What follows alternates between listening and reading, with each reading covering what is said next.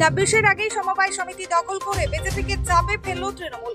26 বিধানসভা নির্বাচনের আগে পটাশপুরের সমবায় সমিতির নির্বাচনে বাড়তি অক্সিজেন পেল তৃণমূল কংগ্রেস।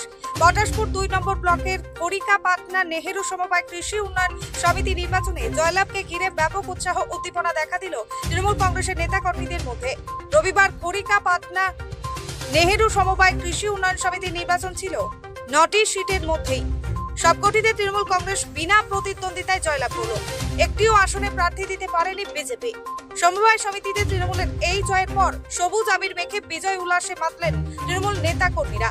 মিষ্টিমুখ ও ফুলের মালা পরিয়ে জয়ী প্রার্থীদের শুভেচ্ছা জানালো দলেরই নেতা কর্মীরা। দেখুন, সারা বাংলা জুড়ে যে উন্নয়নের ঝড় চলছে, কেন মামারি মানুষের জয়। আমরা কিন্তু কোনো আমাদের নেত্রী মুখ্যমন্ত্রী মমতা বন্দ্যোপাধ্যায় তিনি কোনো রং দেখে কোনো পরিষেবা দেননি। সার্বিক পরিষেবার মধ্য দিয়ে মানুষকে উন্নয়ন পৌঁছে দিয়েছেন। শুধু আমরা দলের কোনো মানুষকে তার পরিষেবা পেতে গেলে কোনো দলের দাসত্ব করতে হয় না, কোনো দলের কাছে পদোন্নয়ন করতে হয় না। তাই আমরা আমাদের সরকার যেভাবে উন্নয়নের সাথী হয়ে মানুষকে পৌঁছে দিয়েছেন, মানুষও আমাদের দুহাত তুলে আশীর্বাদ করছেন। তাই সারা বাংলায় এই সবুজ ঝড়। কতগুলো আসনে কটাই জয় পেলেন? আমরা 9টি আসনেই বিনা প্রতিদ্বন্দ্বিতায় জয়ী হয়েছি। কারণ আমাদের জয় হচ্ছে তৃণমূল কংগ্রেসের জয়, আমাদের জয় মামারি মানুষের জয়, এই নেহেরু সমিতির সমস্ত সদস্যদের জয়। বিরোধীরা কি প্রার্থী দিয়ে দিয়েছে? বিরোধীরা প্রার্থী দেওয়ার মতো সাহস করেন নিয়ে নয়, তারা খুঁজে পাননি।